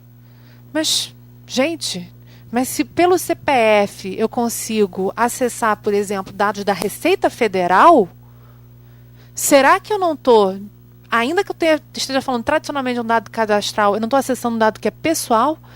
Ainda que indiretamente, eu estou conseguindo acessar informações que dizem respeito ao sujeito, à pessoa identificada e identificável.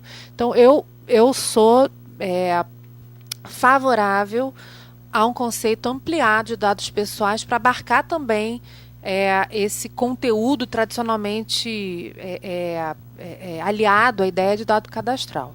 Tá?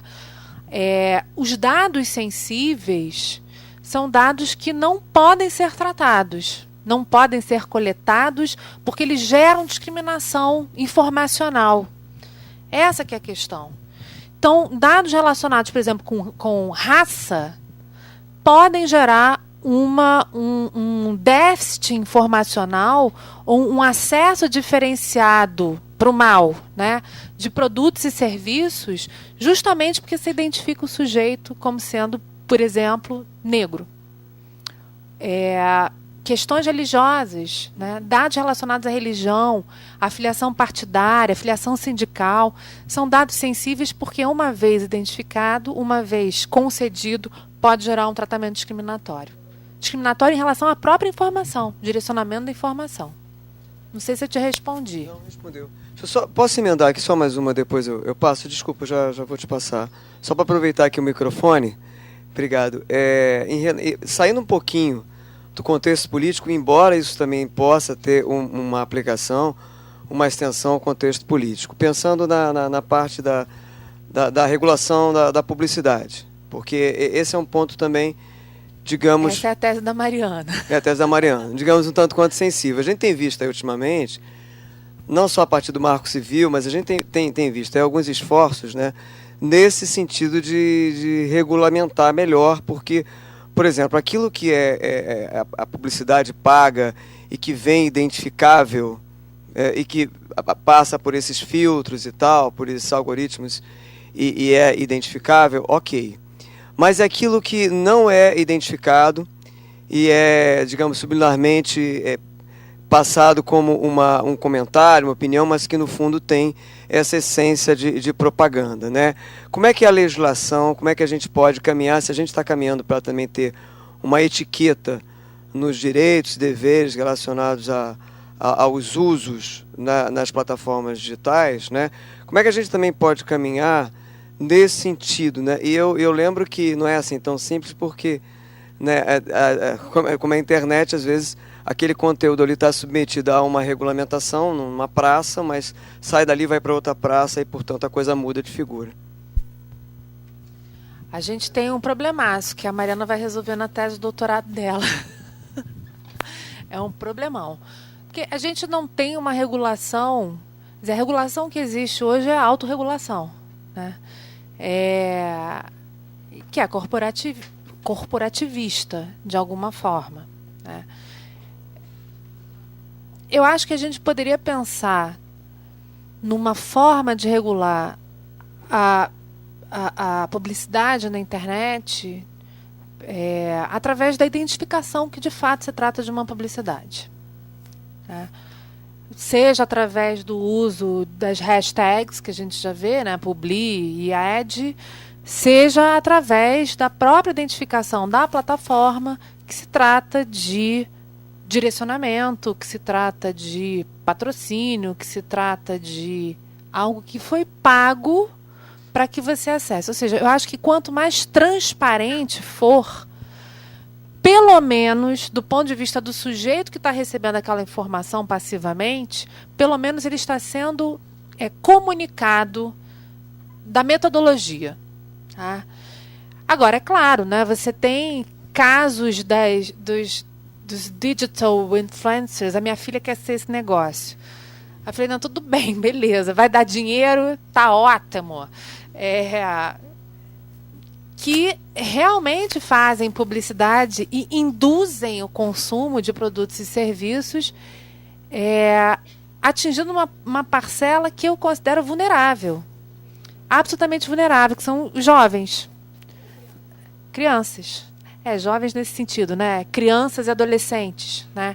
Crianças e adolescentes que são absolutamente influenciáveis e que não fazem a menor ideia de que aquele vídeo que eles estão assistindo no YouTube está indicando a eles e fomentando neles um consumo, às vezes inadequado pela faixa etária, às vezes desnecessário, enfim. Então, eu não sei se a gente deve deixar a regulação ou a regulamentação da publicidade na internet nas mãos do mercado.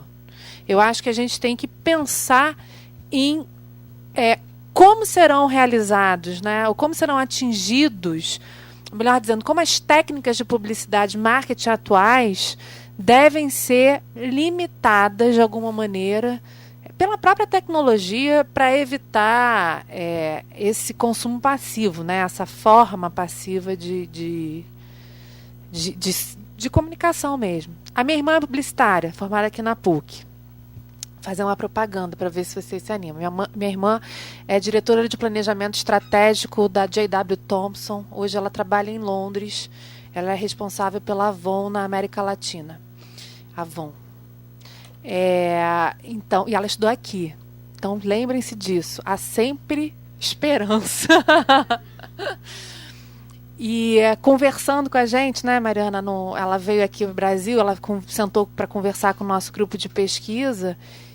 E ela disse, olha, hoje em dia a publicidade trabalha com dados. Ninguém mais trabalha com pesquisa de mercado como era antigamente, de grupo focal e escambau. Não é nada disso, não. É dado. É tudo dado. Então, eu sei exatamente quem é a minha cliente da Avon que mora na rua XPTO. Eu sei qual é o produto que eu vou vender para ela. Então, você direciona. Aí o sujeito pensa assim, ai, que legal, estão me vendendo exatamente aquilo que eu queria. Porque é isso, não existe mais publicidade sem utilização de dados. Como é que a gente vai regular isso? Já tem uma lei. Será que essa lei é suficiente? Será que uma agência nacional é necessária? Será que a atuação do Ministério Público é suficiente? São todas questões que a gente ainda vai responder. Né? Posso só complementar? A tese é tua. Não, calma aí. Mas tem algumas questões que eu vejo que a gente até já tem algum tipo de instrumento, né? Seja na autorregulamentação, e aí está falando de CONAR, né? No próprio CONAR tem lá o princípio da identificação obrigatória. Só que qual é o problema? O princípio da identificação obrigatória a gente consegue identificar nos meios tradicionais, né? Na televisão, no jornal, na revista, está tranquilo, né? A gente já sabe e os anunciantes também já estão muito conscientes do que pode e o que não pode fazer. Na internet e nas novas formas, né, de publicidade que não são tão evidentes, e aí não necessariamente só a internet, a gente pode falar de conteúdo criado pela marca. Né? Hoje, numa turma de manhã, a gente estava vendo um caso de um conteúdo criado pela Netflix para divulgar o Orange, e aí na forma de um suplemento que foi veiculado no New York Times. Isso é super discurso comercial, é super publicidade, e a identificação como publicidade era, assim, mínima. Então, alguns instrumentos existem, tanto na autorregulamentação quanto no Código de Defesa do Consumidor, né, quando fala, né, como você falou, de propaganda abusiva, né, e fala de discernimento, né, quando desconsiderar o discernimento, a falta de discernimento ou da criança ou do idoso, para entender o que é, né, publicidade, talvez nós também, né, jovens, adultos, né, a gente também esteja sendo impactado por isso, por essa falta de discernimento, porque a ofensiva ela é muito grande, né, nesse quesito, o que é a publicidade hoje fora do meio tradicional. Então, acho que tem um trabalho aí forte, né, de identificação, de adequação ao que já existe e, eventualmente, de novos instrumentos. Né? Não, e tem nessa questão de publicidade mexendo com dados, né, interessante como é que até o primeiro Midforum, o Pedro Doria falou isso com relação ao jornalismo, né, que trabalha, ao invés de você vender produtos e serviços, tanto a publicidade quanto o jornalismo, a internet provocou, você vende públicos, audiências, perfis, você vende um conjunto de perfis. Então, esse é o produto. É interessante ver esse deslocamento do que identifica-se como produto. Né? Então, produto é um grupo com um perfil de público-alvo para o seu targeteado, exatamente. Então, você vende um grupo de pessoas e não mais o serviço em si ou o produto em si. Exatamente. Então, essa inversão é uma coisa bem assustadora, né? Quando a gente vira produto. Eu não sei se vocês já estão estudando. Minha irmã me contou isso. Minha irmã me conta umas histórias de terror na publicidade. Me contou que já está sendo desenvolvida uma tecnologia específica televisionada, através da qual, por meio de rede, o sujeito já consegue adquirir produtos e serviços comunicando o celular com a televisão. Medo, né? Então tem lá, a gente sabe que tem merchan, né, em novela, né? Boticário, né? Domino, sei lá. Mas imagina que você está lá vendo um Netflix da vida, né? Quando aparece lá um anúncio do Jaguar. Ah, gostei, Jaguar carro, né? Ah, gostei. Tic, pega o celular e você acabou de adquirir um Jaguar para você. Essa tecnologia de comunicação por meio de rede, internet das coisas, etc., isso daqui a pouco é uma realidade que a gente vai estar vivenciando. Eu acho que pouquíssimo tempo. Então, a própria publicidade que já está se adaptando a essa questão, né, dos dados, exatamente, vai ter aí um grandíssimo trabalho mais à frente de criatividade, né? De trabalho criativo nesse sentido, para o bem e para o mal, né? Enfim. Você falou um pouco sobre dados sensíveis, mas os exemplos que você deu, CPF, raça, enfim. Tem um dado sensível que eu considero super importante, que são dados sobre saúde. E eu queria saber como que a legislação está pensando nisso. Assim, só para dar uns exemplos, tipo, quando a gente vai na farmácia, quer um desconto, tem que botar o CPF para ganhar o desconto. E aí, os remédios que eu estou comprando são para doenças. O que pode ser feito com isso, com essa informação? Eu tenho um aplicativo do meu plano de saúde onde eu vejo o endereço do médico que eu vou, se é um dermatologista ou se é um oncologista. O que pode ser feito com esse dado? A legislação está prevendo isso? No filme que você mencionou, tem uma situação dessa que é assustadora, né? Que uma adolescente norte-americana recebe uma propaganda de produtos de bebê. E aí o pai vai furibundo na loja reclamar que a loja está mandando anúncio de bebê e a filha dele é um adolescente. Só que a loja, pelo perfil e pelo tratamento de dados, sabia antes do pai da menina que ela estava grávida. É o exemplo do filme. Isso aconteceu na Target, né? É anedótico, mas aconteceu, né? Então o sujeito, o pai ficou meio chateado, né, de ser o último a saber. A Target sabia antes, mas enfim. Mas respondendo a sua pergunta, dados de saúde são dados não tratáveis, é proibido. Aí você vai na Venâncio, né? Aí você chega lá, você vai comprar um remédio. Eu vou falar do meu caso pessoal, porque eu não tenho problema com privacidade, não, viu, gente? Eu falo mesmo. Eu falo mesmo.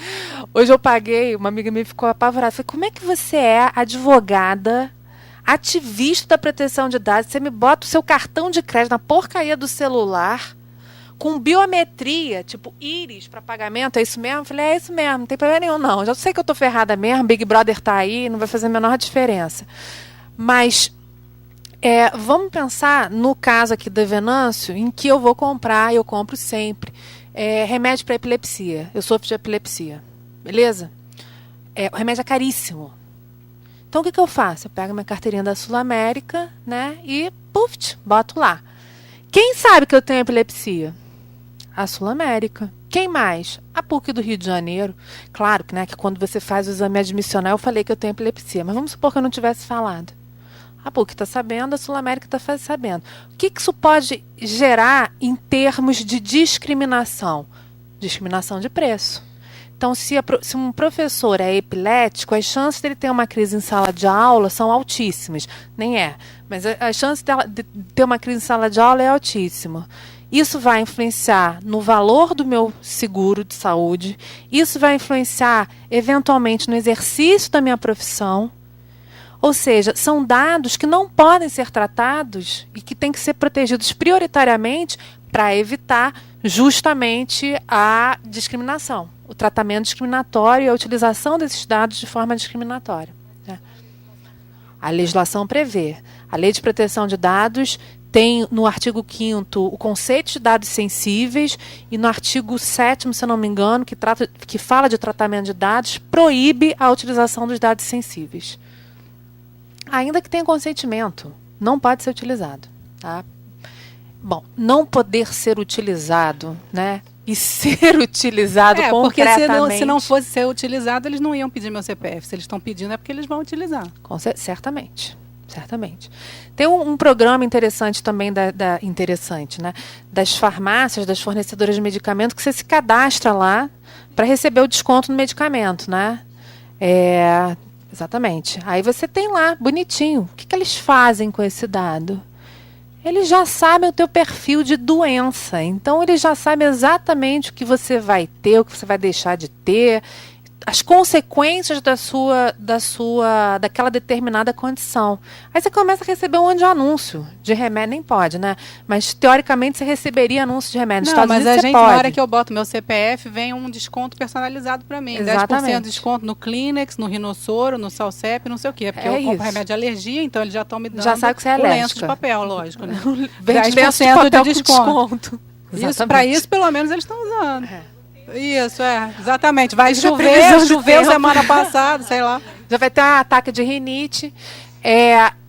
Isso é tenebroso. Por quê? A gente tem, né, o que eu chamo do maldito trade-off. Né? O trade-off é muito bom para a gente. A gente tem um desconto de 20% no valor do medicamento se a gente só colocar o nosso CPF. Só colocar... Claro, eu também. Eu não boto a biometria no celular para pagar a conta, Jesus. Eu também. Porque é prático, né, minha gente? Eu levanto aqui e paguei, entendeu? É prático. Então, o trade-off é muito interessante. Não custa nada. Só que, a partir do momento que a gente maciçamente, né, fornece os nossos dados, porque não custa nada, daqui a 10 anos, quando custar, a gente não vai conseguir desfazer. Desculpa, ter uma cagada já vai estar feita. Entendeu? Porque todo mundo vai ter fornecido, porque é prático, né? É muito prático. Nunca existiu.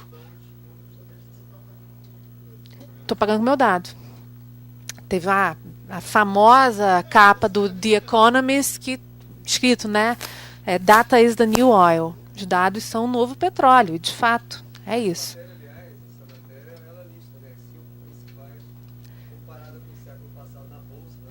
Exatamente. Os valores são surreais.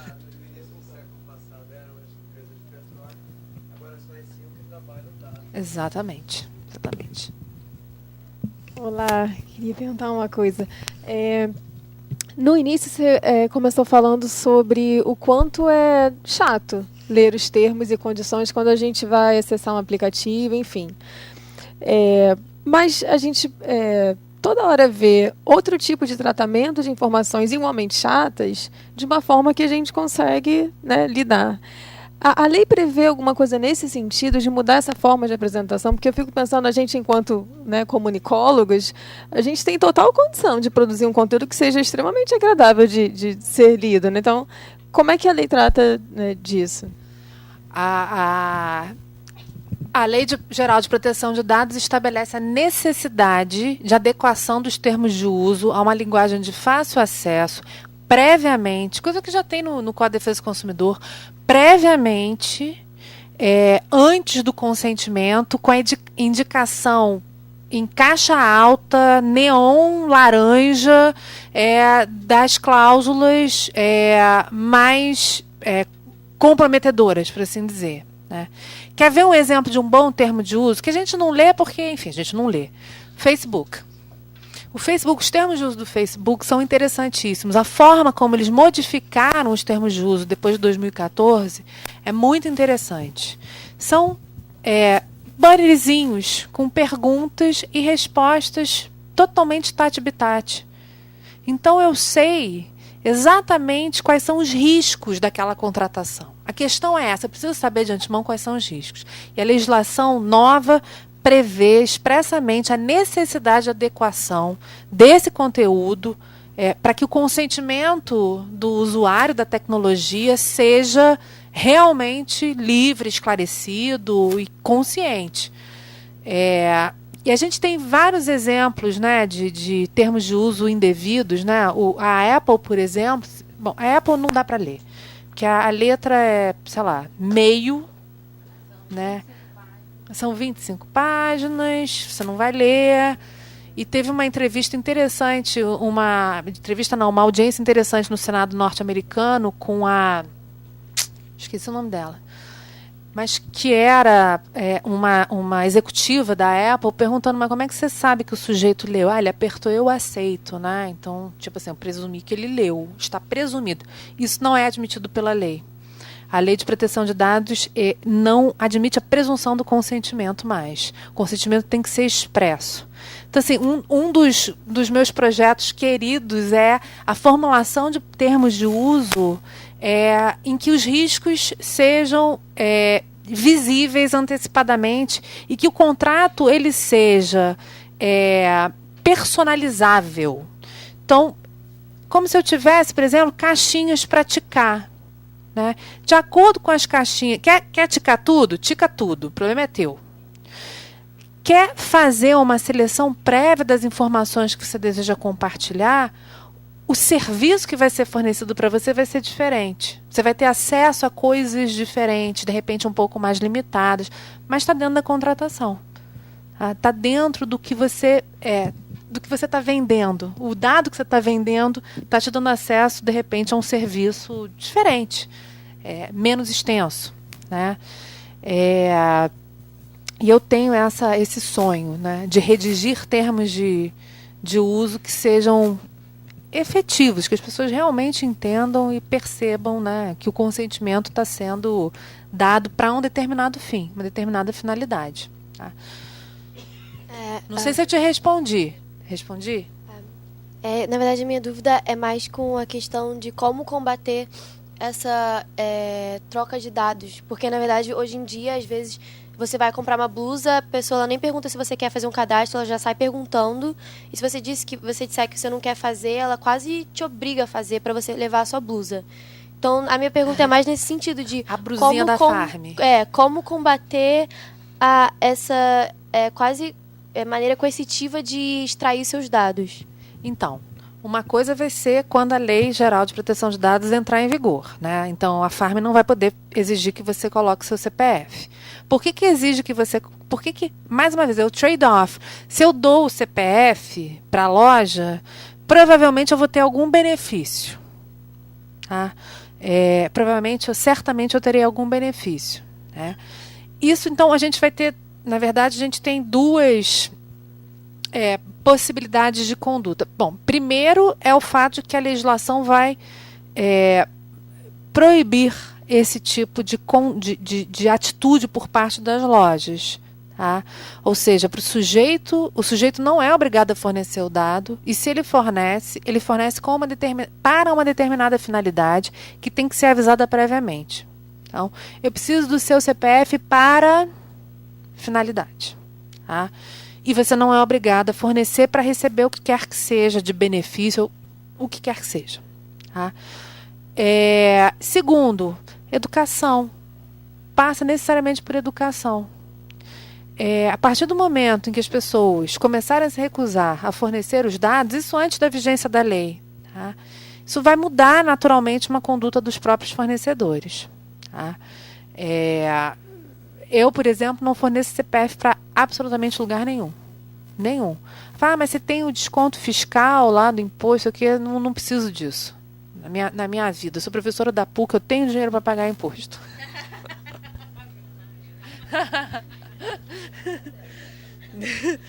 Mas é só, passa para educação. Não vou fornecer. Ah, mas eu estou coagida. Lei 13.709 de 2018. Não sou obrigada a fornecer. Da mesma forma, quando o Código de Defesa do Consumidor entrou em vigor em 1990, gente, foi uma alteração, uma modificação de conduta social que foi relevantíssima. Relevantíssima. Vai acontecer a mesma coisa com a Lei Geral de Proteção de Dados. As pessoas que tratam dados, as lojas que tratam dados vão ficar, não vão poder fazer isso. Até porque, gente, vai gerar responsabilidade. Quem trata dados vai ser responsável pelo tratamento desses dados. Se acontecer qualquer problema decorrente do uso dos dados, quem tratou os dados é obrigado a indenizar, dinheiro, pagamento. Então, eventualmente, para a Farm não vai ser legal ter uma base de dados.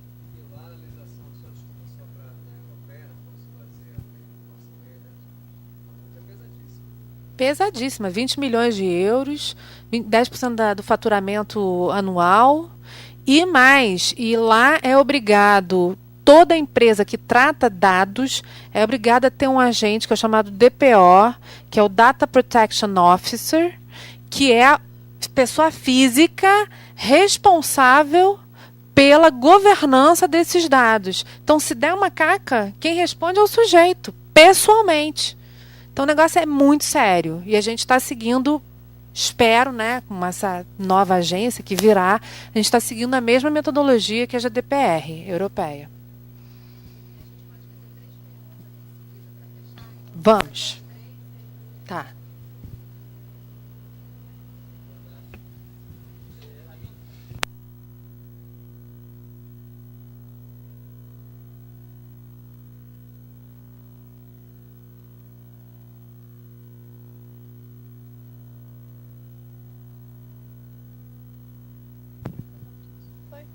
Alô? Isso. Em lojas assim, não sei se mais alguém já passou por isso, vai fazer uma troca e eles exigem o CPF. E dizem que está embasado em alguma lei.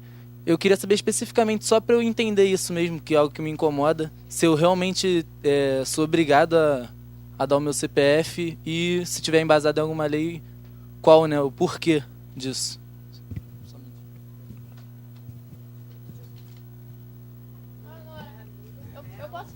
Posso falar assim, normal? Não, tá gravando. Eu odeio o microfone, mas tudo bem.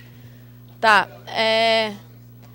você falou que você não se compromete a ceder seu CPF para N questões, porque privacidade e tal. Mas assim, e quem não é professor da PUC, não é milionário, trilhardário, e quem precisa ceder o CPF, tô só dando um exemplo, assim. Tipo, e quem, sabe, sei lá, você vai fazer uma compra enorme no mercado, por exemplo, o mercado exige seu CPF. Para onde vão esses dados? E por que eu não daria se eles vão me fornecer algo de volta? Se eu cancelar a minha matrícula, não, sei lá, a minha conta, o meu cadastro, obrigada, no mercado ou qualquer outro tipo de estabelecimento, os meus dados vão ficar lá para sempre? Eu vou conseguir eles de volta? Eles vão ser deletados? Tipo, é isso, né, a pergunta. Ah, e outra coisa, esqueci. Você falou muito em questão de raça, e esse é um termo que não se usa mais, a gente fala etnia. É só isso, desculpa, é só isso. No direito se usa raça. Boa tarde. Eu queria saber se é legal, se tem alguma lei que apoie ou dê embasamento para cruzamento de dados tipo de família. Por exemplo, quando no Facebook você indica quem é seu pai, sua mãe, etc. E porque, no meu caso, a minha mãe foi internada pelo SUS e ninguém deu meu telefone como cadastro. Um belo dia me ligaram com todos os dados da minha mãe, me perguntando o que eu tinha achado, sendo que meu telefone não tinha sido dado, ninguém deu meu telefone. Aí agora, você falando aqui, eu fiz maior volta no mundo, porque eu e minha mãe, nós tínhamos conta no mesmo banco, na mesma agência, e você, quando faz conta no banco, você dá os dados, dá o nome da minha mãe, do meu pai, no meu CPF, na minha identidade, e eu dei meu telefone no banco, porque, enfim, eu que já. Fizeram toda essa ligação, era só isso que eu queria saber, toda essa volta. Demorou 2 segundos. 2 segundos é hora, né? Demorou 3 milésimos de segundo para eles fazerem essa conexão. pela conta do banco mesmo, ou qualquer outra coisa que eu tenha dado, minha identidade. Ai, meu Deus, que bizarro. Exatamente. Então vamos lá, respondendo então os três aqui. CPF para realização de troca, né? Troca em loja não é obrigado, ou, melhor dizendo, a loja não é obrigada a trocar mercadoria, a não ser que a mercadoria esteja defeituosa. A troca de qualquer bem, né, que não seja defeituoso é deliberação da loja. Ela não é obrigada a trocar. Então, assim, o fato dela exigir o CPF é uma contrapartida, certamente, para a realização dessa troca. Não é ilícito. Pode vir a ser ilícito, ilegítimo, a partir do momento em que a lei entra em vigor. Hoje não é. Então, eu ganhei uma camisa bonita da minha sogra e quero trocar, tá? A loja troca se quiser. Geralmente tem lá 7 dias para troca, 10 dias para troca, 1 dia para troca. Produto que está lá demarcado, em promoção, não troca. Isso é deliberação da loja, é contratação. Internet, 7 dias, que é a chamada compra, é o período de arrependimento, né, de reflexão. Você tem 7 dias para devolução do bem. E do serviço também, o serviço tem até algumas discussões interessantes, né? Se for serviço de consumo imediato, como, por exemplo, o que é normal é assinatura de revista, mas consumo imediato a gente não tem como devolver. Me arrependi de ter visto esse filme. Bom, já era. Você já viu. Não tem como devolver. Mas a internet, sim. Compra na internet 7 dias para devolver a custo do fornecedor. Então, você compra aquele vestidinho no Alibaba, né? Que chega todo zoado, são 7 dias para você devolver. Tá? Então, não sei se eu te respondi. Sua pergunta. Bom, é raça. Direito usa raça. No direito, o termo racial é o termo necessário para discutir essas questões. Etnia pode ser antropológica. No direito é raça mesmo. Mas você tinha feito uma pergunta que agora, obviamente, eu esqueci.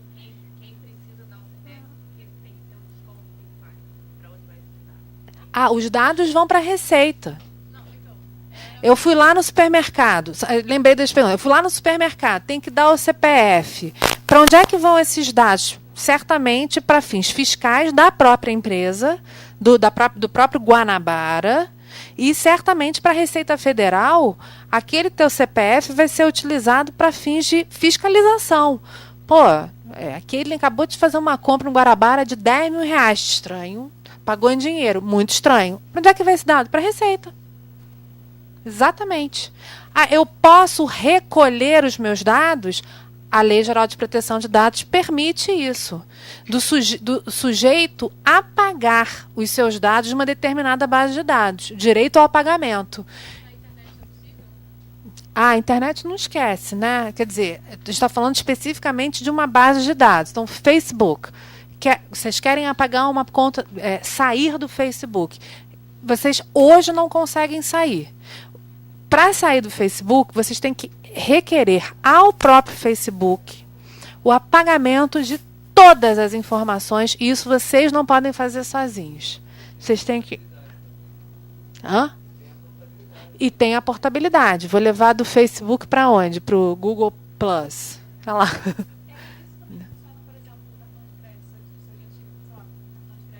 Mesma coisa. Absolutamente todos os dados. O titular dos dados pode requerer o apagamento daqueles dados, daqui a 1 ano e meio, daqueles dados da base de dados. Então, eu posso pedir... Não, pedir, né, aquela coisa, direito de peticionar todos nós temos. Se a gente vai ser... Se o outro sujeito, né, vai ser obrigado a fazer isso, daqui a 1 ano e meio ele vai ser obrigado. E não vai ter aquela parada do telemarketing. Mas você vai estar tendo certeza de que vai estar querendo sair do serviço? Não, não vai ter isso. Tira, apaga e pronto. Me prove que apagou. Tá? Aqui, ó. E tem uma pergunta dela. Mas a gente está falando aqui de consumo e publicidade, eu queria trazer também para o jornalismo, sou jornalista. E tem uma vertente forte de jornalismo de dados, que trabalha com dados sensíveis.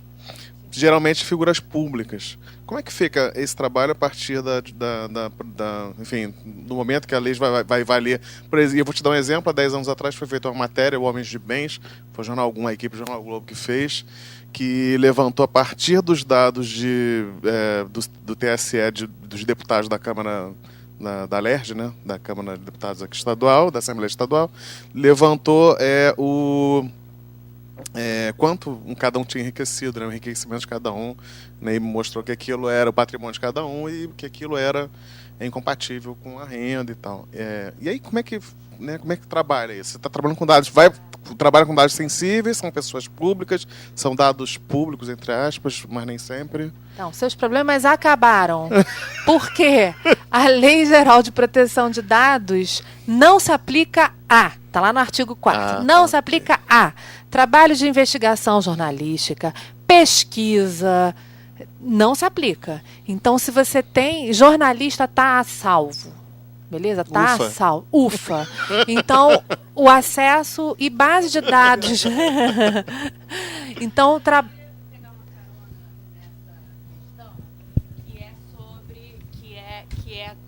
que diz respeito à memória, né? Que é o seguinte, Raul Seixas, né?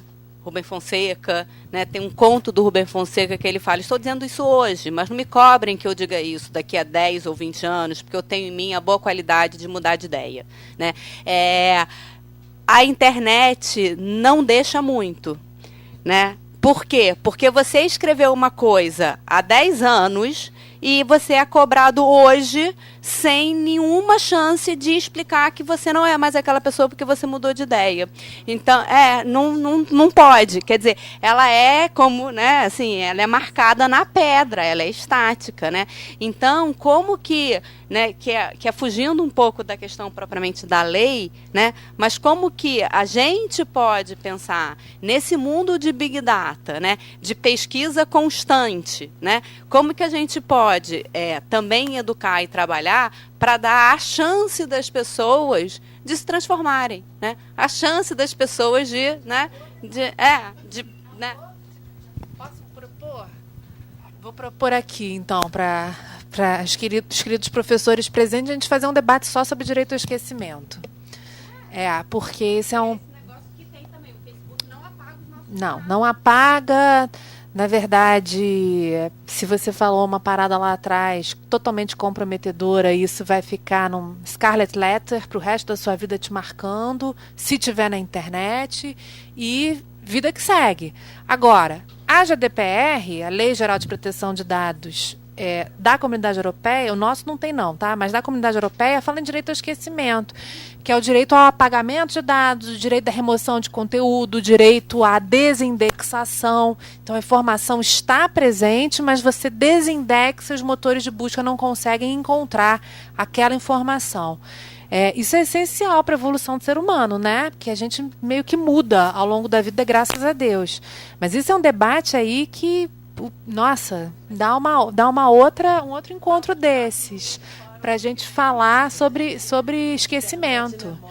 Porque é justamente isso. Quando a gente fala de memória histórica e a gente fala de esquecimento, a gente tem um problema aí que é fundamental, que é a questão social, né? O que pode e o que não pode ser esquecido. Então, eu posso esquecer, por exemplo, que um político teve um acréscimo patrimonial gigantesco quando ele foi deputado estadual no Rio de Janeiro em 2005. Não, isso não pode ser apagado, isso não pode ser desindexado, isso é um dado que tem interesse histórico-social. Um torturador, né, por exemplo. Tem a lei de anistia. Bom, a lei de anistia serve para outra parada, né?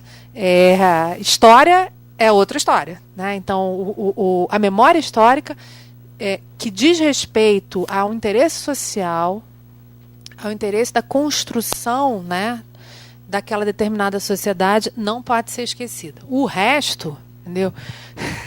Eu falei lá atrás, falei lá atrás que eu gostava da Britney Spears, isso pode ser esquecido. Isso pode ser deletado. Agora, fica tranquilo que o jornalismo está a salvo, não vai rolar nada. E os seus dados foram assim, SUS, o plano de saúde, endereço, CPF, banco, filha, telefone e você. 0,00003 segundos para chegar em você.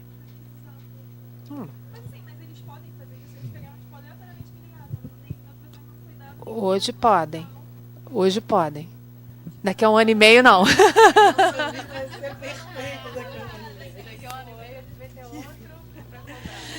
Gente, eu vou pedir 1 milhão de desculpas, mas eu tenho 3 crianças, de fato, é verdade, e eu tenho que buscá-las no colégio. Não, a gente também está na hora de terminar. Eu agradeço muito, convido de novo já para o 4º Medifórum, dia 30 de outubro. E quero agradecer muito a Caitlin aqui por essa generosidade de esclarecimento, dessa conversa, desse diálogo, né? E aberta para essas questões pontuais que incomoda a gente todo dia, né? Assim, foi super esclarecedor. Muito obrigada, tá?